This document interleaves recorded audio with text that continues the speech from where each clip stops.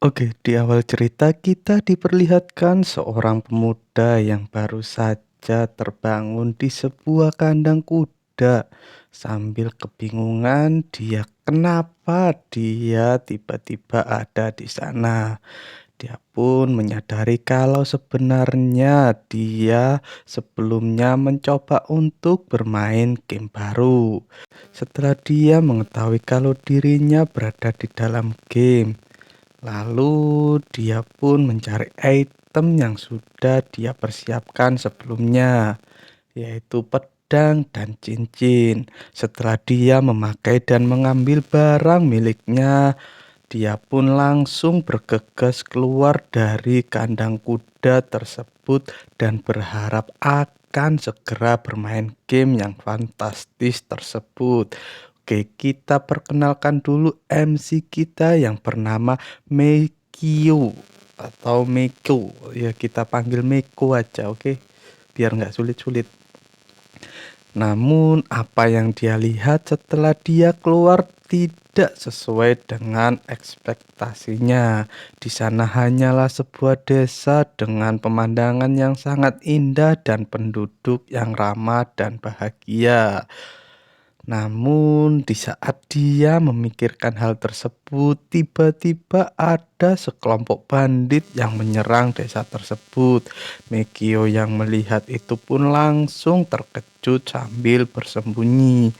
Di saat ada warga desa yang hendak dibunuh oleh ketua bandit yang menyerang, Mekio pun langsung bergegas menebas ketua bandit tersebut dan mengalahkan semua bandit yang menyerang desa tersebut.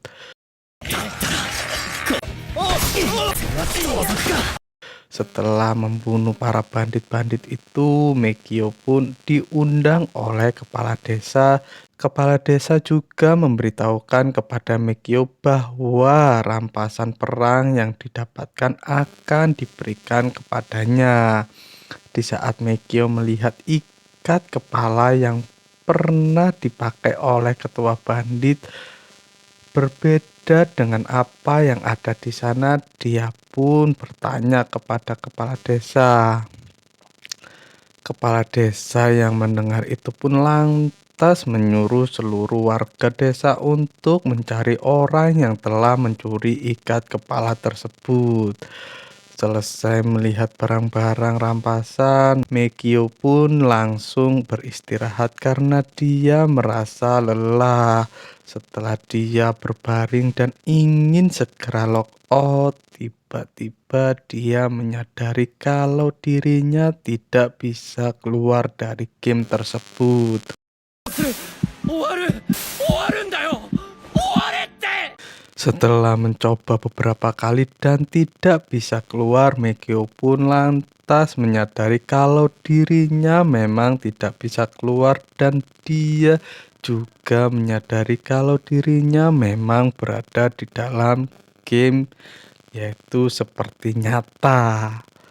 Dia juga baru sadar kalau dia tadi membunuh manusia bukan sebuah NPC. Dia pun merasa bersalah dan frustasi. Namun setelah mengetahui semua itu dan menyesalinya, Mekio pun mulai bertekad kalau dirinya harus terus hidup di dalam dunia game tersebut. Lalu beberapa saat kemudian, kepala desa yang sudah menangkap orang yang sudah mencuri ikat kepala yang sudah dicuri, dan dia juga memberikan ikat kepala itu kepada Megio. Setelah memberikan ikat kepala itu, kepala desa bertanya kepada Megio untuk hukuman yang akan diberikan kepada pelakunya. Megio dengan sangat santai memberikan kepala desa untuk menghukum sesuai adat yang ada di sana. Kepala desa yang mendengar itu lantas menghela nafas karena frustasi, dan dia juga langsung merapalkan mantra untuk membuat orang tersebut menjadi seorang Buddha. Megyo yang melihat itu lantas lantas kebingungan. Dia juga baru menyadari sebenarnya kepala desa meminta pendapat Mikio tentang hukuman supaya pencuri tersebut tidak sampai menjadi budak. Mikio yang menyadari itu hanya bisa berkata dalam hati dengan frustasi. Setelah membawa budak itu pergi, kepala desa pun memberikan kartu identitas milik bandit kepada Mikio. Dia juga menyarankan Mikio untuk menyerahkan kartu identitas itu kepada ksatria yang ada di kota Vale yang dekat dengan desa tersebut. Dia juga menyarankan agar Mikio untuk menjual barang rampasannya di sana. Lalu perjalanan Mikio untuk menuju kota Vale pun dimulai. おお、あれがベイルの街です。 Setelah memasuki kota Vale, Mikio pun tercengang dengan pemandangan yang ada di kota tersebut. Setelah sampai di tujuannya, yaitu tempat kesatria berada, Mikio pun menyerahkan semua kartu identitas bandit yang sudah dia kalahkan dan hendak menukarnya dengan uang. Setelah prosedur diselesaikan, Mikio pun mendapatkan imbalannya. Lalu Mikio pun melanjutkan perjalanannya. Sambil di perjalanan, Mikio pun merasa aneh melihat sekelilingnya. Orang yang mengantar Mikio yang melihat sikap Mikio menyarankan agar Mikio tidak melihat tempat tersebut karena itu adalah tempat yang berbahaya. Juga ada tempat prostitusi di tempat itu juga.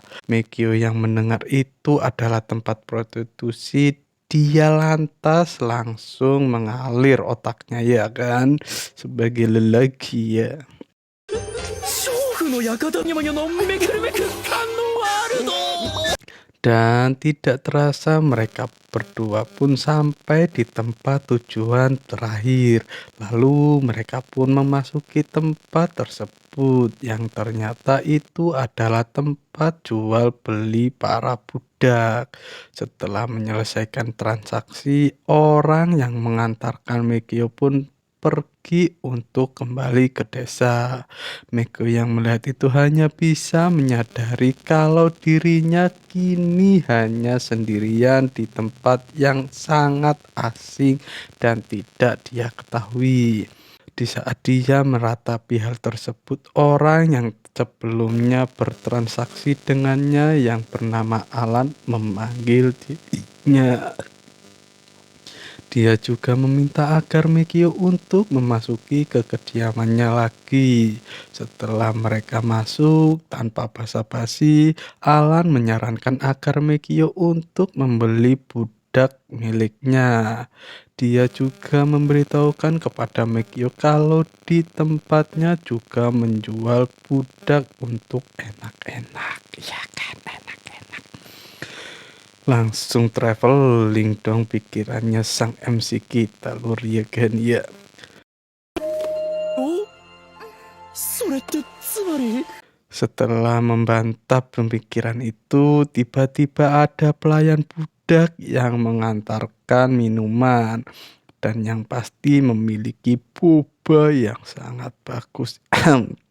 Lihat-lihat.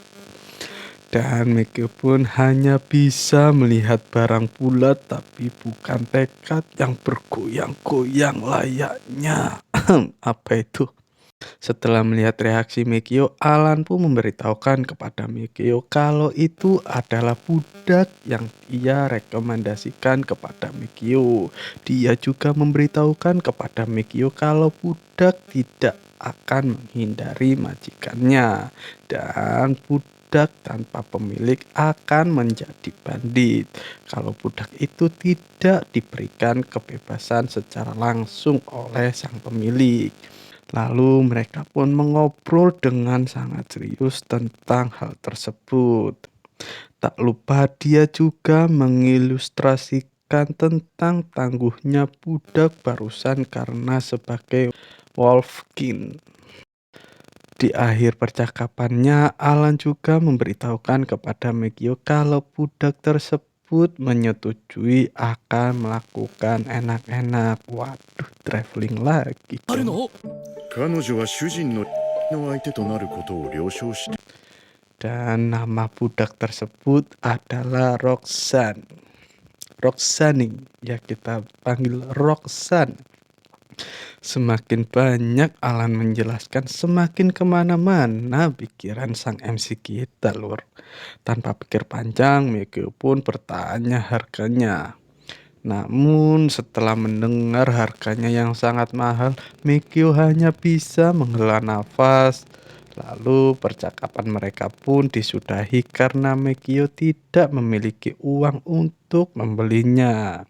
Di saat dia keluar dari ruangan tersebut, Mikio melihat Roxanne lagi yang sangat cantik. Ya, Alan yang melihat kalau Mikio sangat menginginkan Roxanne, lantas dia memberikan waktu 5 hari untuk Mikio mengumpulkan uang. Waduh, ada harapan nih. Setelah mendengar apa yang dikatakan Alan, Mikio pun lantas bertekad akan membeli Roxanne dengan semangat yang menggebu-gebu untuk mendapatkan boba. ロクサーヌは俺が手に入れる。